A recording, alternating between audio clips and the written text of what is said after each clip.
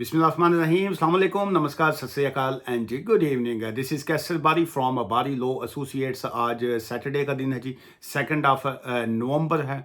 और आज मैं जो हमारा न्यू ऑफिस है 7 फैगले रोड BD23LS जो है, मैं आज सारा दिन वहीं पे था। चूँकि बहुत सा भी काम जो है वो उसमें कंटिन्यू चल रहा है। कुछ इलेक्ट्रिक के इश्यूज़ थे, फिर वो बाकी फर्नीचर जो था, हमारा ओल्ड ऑफिस से नए में शिफ्टिंग थी। सो इसी वजह से जो है ये पूरा वीक ये वाला गया है। मैं अपॉइंटमेंट्स में भी काफ़ी डिले आ रहा था, फिर मैं ऑफिस अपॉइंटमेंट भी मैं बहुत से लोगों को जो है नहीं दे पाया। लेकिन बैक टू नॉर्मल लाइफ जो है, ये मंडे को होपफुली सारा काम मुकम्मल हो जाएगा एंड वेरी सून ट्यूसडे के बाद जो है ऑफिस में अपॉइंटमेंट का सिलसिला भी शुरू हो जाएगा और बाकी जो तमाम मामला हैं बैक टू नॉर्मल हो जाएंगे। आज हम बात करेंगे यूके का। जब आपके पास वीज़ा होता है, तो कोई सा भी वीज़ा होता है, उसकी कर्टेलमेंट आ जाती है, कैंसलेशन आ जाती है, तो आपके पास क्या ऑप्शंस जो हैं वो बचते हैं। लेकिन ज़हन में रखिएगा, यहाँ पे मैं आपको इन्फॉर्मेशन दे रहा हूँ, it's not a legal advice. जो है लीगल एडवाइस के लिए इट्स ऑलवेज एडवाइजेबल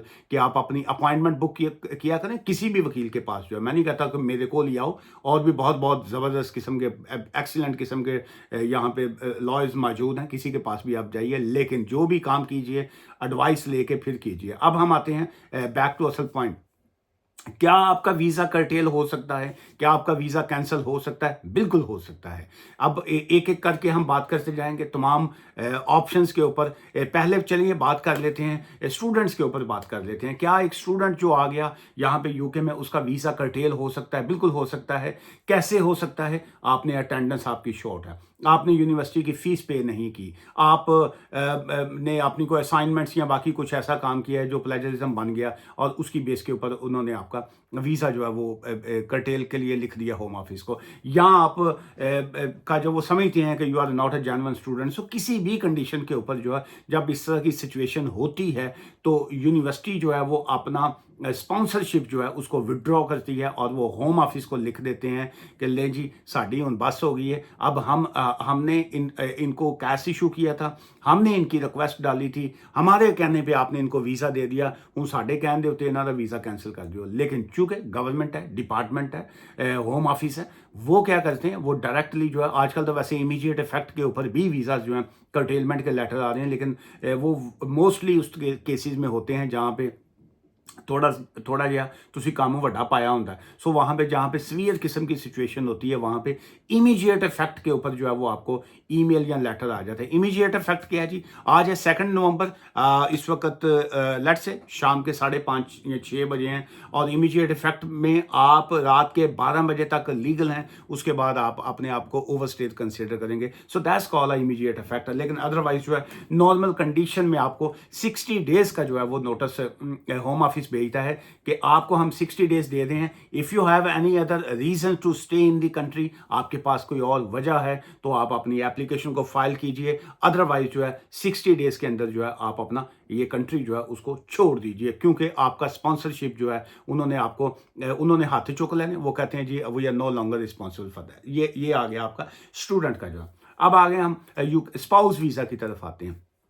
अब आपकी वाइफ या आपके हस्बैंड जो हैं, उनकी बेस के ऊपर आपको वीज़ा मिला हुआ था, एज अ स्पाउस आपके पास वीज़ा था। लेकिन अब आपकी हस्बैंड एंड वाइफ की आपस में बन नहीं पा रही है, आप दोनों एक दूसरे के साथ जो है अब नहीं रहना चाहते हैं। चाहे वो खुशी से अलहदा होते हैं, या आप लोग लड़के अलहदा होते हैं, या किसी न किसी से जो भी आपकी पोजीशन होती है। सो वहाँ पे दो तरह की कंडीशंस निकल आती हैं। नंबर 1, अगर आप लड़ाई झगड़े के बाद जो है सेपरेट होते हैं, तो वहां पे आपके पास एक राइट होता है जिसको डोमेस्टिक वायलेंस का राइट कहा जाता है। If you are a victim of a domestic violence, अगर आप विक्टिम हैं, तो on the basis of DV जो है आप अपना एक इंडिपेंडेंट केस की तरफ लेके जा सकते हैं अपनी सिचुएशन को। Then obviously there is a lot of evidence required होती हैं उसमें।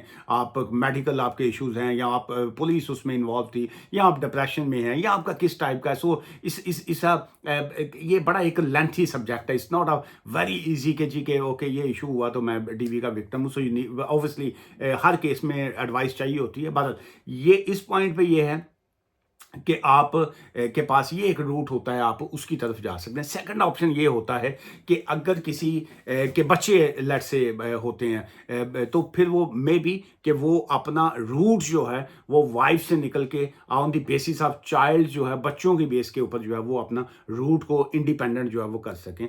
या मुमकिन है उनके पास 60 डेज का नोटिस है, मे बी उनको कोई स्किल्ड वर्कर वीज़ा मिल जाए, वो वहाँ पे अपने आप को स्विच कर सकते हैं। मे बी जो ड्यूरिंग उसी टाइम अगर उनके कोई और ऐसे इश्यूज हैं, कोई ह्यूमन राइट्स के इश्यूज हैं या हेल्थ के इश्यूज हैं या कोई मेडिकल ग्राउंड्स हैं, वो वहाँ पे भी अपने अपने आप को जो है वो ले जा के जो है अपना लीगल पीरियड जो है उसको कंटिन्यू रख सकते हैं। अब हम आते हैं डिपेंडेंट वीज़ा की तरफ। आप स्टूडेंट आए, आप स्किल्ड वर्कर वीज़ा पे आए, मैं स्किल्ड वर्कर वीज़ा पे आया, साथ में मेरी वाइफ जो है वो आ गई। मैं स्टूडेंट आया, साथ में मेरी वाइफ जो है वो आ गई। अब यहाँ पहुँच के जो है मुझे लगा कि नहीं, हम we are not made for each other. ये एक बड़ा आजकल जो है वो मकूला बना हुआ है कि जी के ਅਸੀਂ एक दूजे वास्ते बने ही नहीं, तुम्हारे रास्ते वो मेरे रास्ते वो। सो ਉਹ ਕੀ ਉਹ ਕਿਸੇ ਨੇ ਕਿਹਾ ਨਾ, ਕੁਝ ਉਂਝ ਵੀ ਰਾਵਾਂ ਔਖੀਆਂ ਸਨ, ਕੁਝ ਗਲੇ ਵਿੱਚ ਗਮਾਂ ਦਾ ਤੌਕ ਵੀ ਸੀ, ਕੁਝ ਸ਼ਹਿਰ ਦੇ ਲੋਕ ਵੀ ਜ਼ਾਲਮ ਸਨ तो कुछ सानू मरन का शौक भी सी। सो वो आजकल ये बड़ा काम चल रहा है ना यूके में।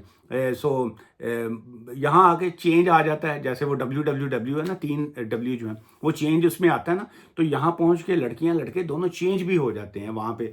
बैक होम वहाँ पे उत्थे तो कहते ना कि जी असी ते मरदे दम तक तेरे नाल हाँ। सो वो जब तक मेरी सांस चलेगी, वो वैसे तो शोले में उसने कहा था कि जब तक तेरे पाँव चलेंगे और उस वक्त तक तेरे याद की सांस चलेगी।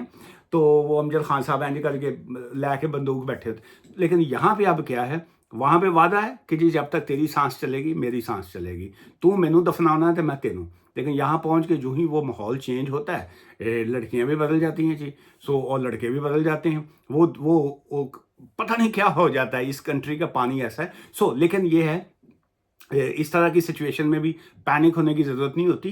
वो कहते हैं ना कि बस स्टॉप या ट्रेन के ऊपर आप एक ट्रेन मिस करेंगे, एक बस मिस करेंगे तो सेकंड आ जाएगी। सो इसलिए ये लाइफ है, show must go on. Raj Kapoor साहब कहते होते थे कि शो मस्ट गो ऑन। ज़िंदगी जो है, आपकी ज़िंदगी उस वक्त तक चलती है जब आपकी सांसें चलती हैं, और मौत भी आती है, मोहब्बतें भी बांटी जाती हैं, रिश्ते भी टूट जाते हैं, माँ बाप भी सदा साथ नहीं रहते। सो मेरे फादर की जब डेथ हुई तो मैं ये समझता था कि शायद जो है वो उनकी मौत के बाद जो है मेरी दुनिया ख़त्म हो जाएगी, पता नहीं क़यामत आ जाएगी, हर तरफ अंधेरा हो जाएगा, पता नहीं क्या होगा। लेकिन कुछ भी नहीं हुआ। वो सदमा था। वो ऑब्वियसली 4 साल हो गए, अभी सारी ज़िंदगी ही चलेगा जब तक ज़िंदा हैं ये रिश्ते। तो कई बताते हैं कि जी कि हमारे फादर की डेथ, वो कहते हैं जी 20 साल पहले हो गई, 25 साल पहले हो गई, आज भी ज़ख्म जो है वो ताज़ा है हर बंदे का। सो लेकिन शो जो है वो चलता रहता है। आप यकीन कीजिए, वो 7वां 10वां हुआ, उसके बाद जो है वो क्लाइंट्स का प्रेशर, काम का प्रेशर, वो फिर ज़िंदगी ऐसे रूटीन में चलती है। सो वो उससे इस मैंने अपने इस फादर की डेथ के बाद सीखा ज़िंदगी में ये कि जो है शो जो है वो चलता ही रहता है, शो मस्ट गो ऑन। ये ज़िंदगी कभी स्टॉप नहीं अपने आप को करती। वो मजबूरियाँ होती हैं इंसान की, एक गया फिर वो दूसरे की तरफ आपकी तवज्जो। So anyways, back to normal life. मुझे मौका मिल जाए बातों का तो मैं कहाँ बाज आता हूँ। एनीवेज, सो डिपेंडेंट वीज़ा पे आए, जो स्किल्ड वर्कर वीज़ा के डिपेंडेंट पे आए या स्टूडेंट के पे आए। सो यहाँ आके सिचुएशन बदल गई। उन्होंने कहा कि नहीं, एक दूसरे के साथ नहीं रहना। उस कंडीशन में भी आपके पास 60 डेज़ का टाइम होता है। ऑब्वियसली जब होम ऑफिस को इन्फॉर्म किया, होम ऑफिस ने आपका विद इन 60 डेज़ का आपको कर्टेलमेंट का लेटर इशू कर दिया कि भाईजान 60 डेज़ हैं आपके पास, so you have to leave the country. और का वर्ड एक होता है कि यहाँ आप आपके पास कोई और ऑप्शन है तो आप अपनी न्यू एप्लीकेशन जो है वो फाइल कर सकते हैं। सो जहन में रखिए, आपके पास 60 डेज जो है वो लीगल पीरियड है। आपको फर्स्ट ऑफ ऑल तो ये है कि अपने आप को ओवरस्टे ना कीजिए, अपने आप को इलीगल ना कीजिए, अपने आप को ख़राब मत कीजिए, गलत लोगों के हाथों में मत आइए। कई लोग कह देते हैं जी फलां आप EU सेटलमेंट की एप्लीकेशन फाइल कर दें, आप असाइलम फाइल कर दें, आप जो है ये फलां ह्यूमन राइट्स एप्लीकेशन फाइल नहीं। आप हो सकता है आपको करना पड़े EU सेटलमेंट, मे बी आपको असाइलम करना पड़े, मे बी आपको EU सेटलमेंट या FLR की तरफ जाना पड़े, लेकिन अपनी सिचुएशन तो डिस्कस कर लीजिए। क्या आपके लिए राइट पैथ वो है भी कि नहीं। सो इसलिए इस तरह की चीज़ों में कानूनी रास्ता अपनाना जो है, वो इंजेक्शंस पड़े होते हैं ना, तो आप 4-5 इंजेक्शंस पड़े हैं। अब हो सकता है उसमें एक ज़हर का टीका हो और एक ज़िंदगी का हो। एक टीका लाओ तुसी बुढ़े हो जाओ, एक टीका लाओ तुसी मेरी तरह जवान हो जाओ। सो इसलिए वो इंजेक्शन पे भी डिपेंड करता है कि आपने इंजेक्शन लगवाना किससे है। महँगा लगवाना है या सस्ता लगवाना है। और वो कई बंदे तो होते हैं ना, वो बड़ा खुश होते हैं कि जी बड़ी अंदर जावांगे तो बड़ी गोरी नर्स ने जड़ा ना वो नहीं करके इत्थे नीडल लानी है तो बड़ा जड़ा ना बड़ा दर्द नहीं होंदी, हल्का जिहा है करके स्माइल निकल जाती। तो कईयां दे सामने ना वो बड़े अजीब जे किस्म के डॉक्टर आ जाते हैं कि जी इंजैक्शन लगना, हाँ जी, वो बड़ा खुश होंदा है कि जी नर्स आएगी ला अगों सामने वेखदा ते वो अजीब जे हुलिये दा डॉक्टर होंदा है। वो नहीं भी तकलीफ होनी होंदी ना, ਉਹਦੀ ਸ਼ਕਲ ਵੇਖ ਕੇ ਤੇ ਜਿਹੜੀ ਤਕਲੀਫ ਹੁੰਦੀ ਹੈ ਨਾ ਉਹ ਜਿਨ੍ਹਾਂ ਨੂੰ ਲੱਗੇ ਨੇ ਟੀਕੇ ਉਹਨਾਂ ਨੂੰ ਪਤਾ। सो यहाँ पे ये है कि आपने अपने आप को ओवरस्टेज नहीं करना, अपने आप को इलीगल नहीं करना। You need a proper legal advice and go for a right way जो है। सेम ऐसे ही स्किल्ड वर्कर वीज़ाज पे भी ऐसे ही हो रहा है। स्पॉन्सर लाइसेंस जो है वो कैंसिल हो जाता है। वहाँ पे लोगों ने वीज़े बेचे हुए हैं, कंपनियाँ एक कंपनी बनाई, 5-5 6-6 वीज़े निकाले, बेच दिए, उसके बाद कंपनी बंद, तू उधर थे मैं उधर। सो वो लोग जो है यहाँ पे ख्वार हो रहे हैं बहुत से लोग। सो ऐसी कंडीशन में उनके पास कोई ऑप्शंस नहीं होता, उनको समझ ही नहीं आती क्या करें। They need a legal advice as well. क्या आपकी कंपनी का स्पॉन्सर लाइसेंस बंद हो गया है, आपका वीज़ा कर्टेलमेंट का आ गया, आपके पास कोई ऑप्शंस है? बेशुमार ऑप्शंस मुमकिन है आपके पास हों। मे बी आप अपना वीज़ा जो है किसी और वीज़ा कैटेगरी में स्विच कर सकें। मे बी आपको कोई FLR की ज़रूरत हो। मे बी आपको एक नई कंपनी एक ऑफ़र कर रही है जॉब, लेकिन उसमें आपको टाइम फ्रेम चाहिए। मे बी वो 70 डेज़ के बाद आपको या 90 डेज़ के बाद वो आपको वीज़ा मिले। लेकिन राइट नाउ आपके पास 60 डेज़ थे, 10 दिन आपने टेंशन में गुजार ली, 20 दिन आपको बीवी की टेंशन ने आपको गुजार दिया। एंड पे जाके कई लोगों को तो आखिरी मोमेंट पे होश आती है।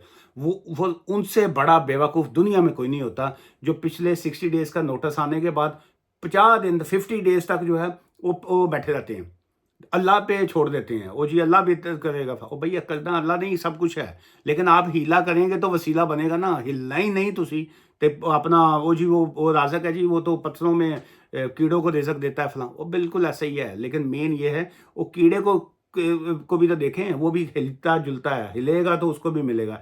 सो इसलिए हरकत में बरकत है। आपने हिलना, आपने हिम्मत आपने करनी है, हौसला आपने करना है, उसके बाद अल्लाह ताला ने आपकी मदद करनी होती है। सो ये हैं जी डिफरेंट इसमें कर्टेलमेंट के हवाले से जो ऑप्शंस है। अच्छा, उसमें मेन ये आ जाता है कि क्या ऐसी सिचुएशन में जो है अगर आपको 60 डेज़ का नोटिस आता है तो आप उसको चैलेंज कर सकते हैं या कुछ और। उसमें ना राइट ऑफ अपील है ना एडमिन रिव्यू का राइट है। हाँ, उसको चैलेंज सिर्फ उसी कंडीशन में आप कर सकते हैं अगर उसमें कोई लीगल एरर है, एरर करेक्शन जो है उसमें उन्होंने कुछ और आपकी को बना के दे दिया जो एक्चुअल आपका प्रैक्टिकल नहीं था। सो देन उस कंडीशन में जो है आप उसको चैलेंज कर सकते हैं। अदरवाइज उसमें जो है इसमें लेटर ऑफ कर्टेलमेंट जो है वहाँ पे राइट ऑफ अपील जो है वो नहीं होता जी। अच्छा, फिर उसके बाद ये है कि क्या ऐसी सिचुएशन में आप किसी और वीज़ा में स्विचिंग हो सकती है? बहुत से वीज़ाज में स्विचिंग हो सकती होती है।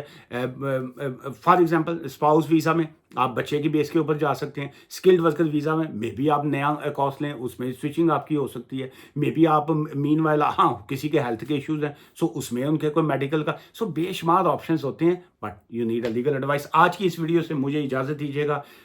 अगेन डिस्क्लेमर यही है, it's not a legal advice. यहाँ पे मैं सिर्फ और सिर्फ आपको इन्फॉर्मेशन दे रहा हूँ। आप यूके के अंदर किसी भी जगह से हैं या दुनिया के किसी भी कोने से हैं, पाकिस्तान से हैं या इंडिया किसी भी जगह से हैं, अपॉइंटमेंट बुक कीजिए थ्रू फ़ोन। हम लोग हमारा जब फ़ोन कॉल की अपॉइंटमेंट आप लोग लेते हैं, हम लोग फ़ोन कॉल की फ़ीस चार्ज करते हैं, ऑफिस में मुलाकात की भी फ़ीस चार्ज करते हैं। लेकिन जब हम केस को प्रोसीड कर देते हैं, आपका केस ले लेते हैं, तो तब आपकी फ़ीस जो होती है कंसल्टेशन की, वो उसमें माइनस कर देते हैं। वो उसमें टेक्निकली ये इसका मकसद ये है हम अपना टाइम बचाते हैं। और जो वेले कई लोग हैं ना, एवं हर वीडियो देख के कॉलें मिलाने वाले बीसीओं वकीलों को कई लोग मिला देते हैं फ़ोन। टिकटॉक पे भी कई लोग मैसेज कर रहे होंगे या कुछ और। वो हम लोग सारे वकील आपस में तो पेटी भराई हुई है ना। सो बाज़ का जो है वो सुनते हैं, पता लगता है तो बड़ा अफसोस ही होता है। अब हसीदा भी ये बात करके यार किस किस्म के लोग। अपनी ज़िंदगी के साथ खिलवाड़ मत किया करें, रिसर्च पहले कर लिया करें, उसके बाद देखें कोई वकील आपके लेवल का अगर है, आप समझते हैं कि फ़लाँ को कॉम्पिटेंट है, आपका मसला हल कर सकता है, फिर उसके साथ अपनी कंसल्टेशन बुक करके फिर तरीके से आगे चला करें। दुआ में याद रखिएगा। ठीक है, बाय फॉर नाउ।